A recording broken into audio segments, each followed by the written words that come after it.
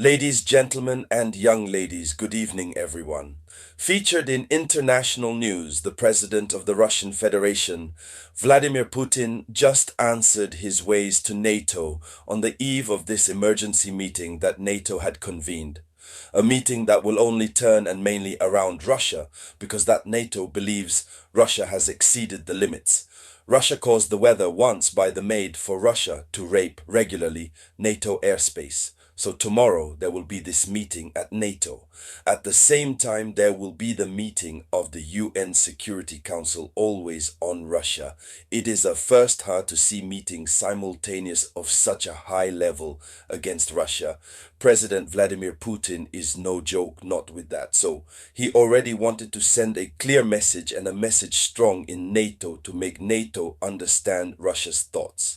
If at the beginning of this affair, these are Kremlin officials who spoke, or the Ministry of Foreign Affairs this time, or even the Minister of Defense this time, it is Putin himself who comes out of his reserve and who speaks. So Putin makes the following statement. He says, Russia will respond to all the threats. Russia will respond to all threats, not by words, but by military measures. Here is a sentence that is very rich in meaning. Here is a sentence that is very deep, which announces the colors of this that we risk seeing in the coming weeks.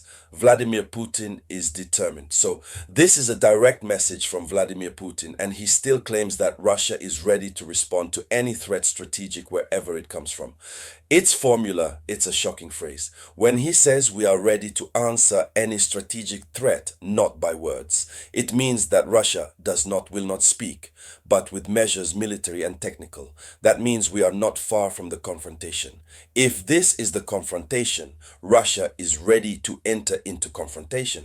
If it is also on the technical level, cyber warfare or any other form of threat, Russia, she's ready. It's a message clear in the fall, as if to say in the fall, you go and do your meeting, hold your meeting, but in making the decisions, know that we are ready.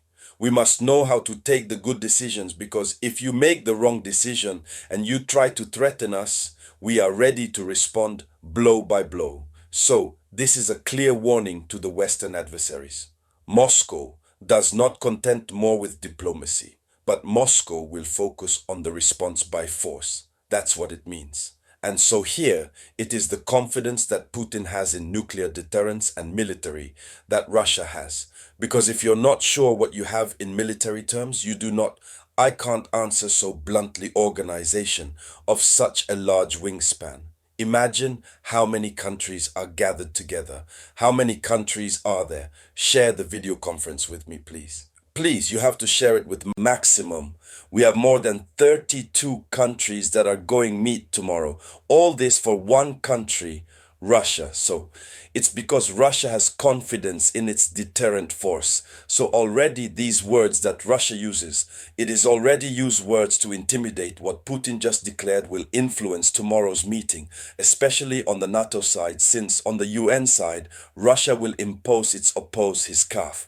But therefore, it must be said that Putin insists on the reliability of Russian deterrent forces, the arsenal nuclear, missiles, hypersonic systems, anti-missile. So Putin insists they have elements reliable on which they can count. And so this speech, which intervenes then, that NATO is multiplying his crisis meetings after the incursion air traffic in Estonia and tensions in Eastern Europe. The Kremlin wants to show what? Kremlin wants to show that it maintains strategic superiority. That's the message. But in reality, the Kremlin always retains superiority strategic, whether within the framework of the number of soldiers. When we make a comparison of the number of military personnel that the Russian army has compared to the number of military personnel that all NATO countries have together, Russia is far superior. Simply the number of military personnel that Russia sent for the operation, special military 700,000 soldiers. This figure is staggering. NATO don't even come near the number of Utanian soldiers together. It doesn't reach. So Vladimir Putin wants to influence tomorrow's meeting, and it will have an impact. You will see tomorrow when they will proceed with their press release. in the end, there will be almost nothing substantial. And so, what are the repercussions, strategic, of this brutal power relationship with the West? From this statement, I was going to say, of Vladimir Putin, this statement puts exercise brutal with the West, and the West is in a dilemma. I did not fail to say it in video conferences previous. The West has the choice between going backwards and be humiliated, or else not to back down, charge ahead, and enter into direct confrontation with Russia. However, on the plan already military equipment, on the plan human resources, in terms of soldier, NATO is not ready to enter at war. Officials of the country's armies, NATO members have always been clear for the past 3 months, since they saw a lot of agitated people who wanted NATO to go to war with Russia.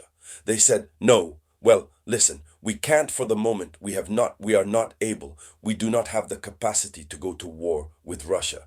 If we want to be in a position of strength, we need to rearm our various countries, our different armies. We need to implement such a plan, strategic. We need to increase the military spending. We need to review budgets. However, Russia is already ready in every way. For a very long time now, Russia leads a war economy. Anything that allows Russia to be better able get out of it. That is to say, Russia has become a country of war. Even if it is a 20-year war, Russia is ready because the government got into this logic. So, ladies and gentlemen, and here is the answer that Donald Vladimir Putin, I was going to say, comes from: give to NATO. So thank you all and to all. I'll come back to you later with new news. It was so the voice of your humble servant, the Samurai.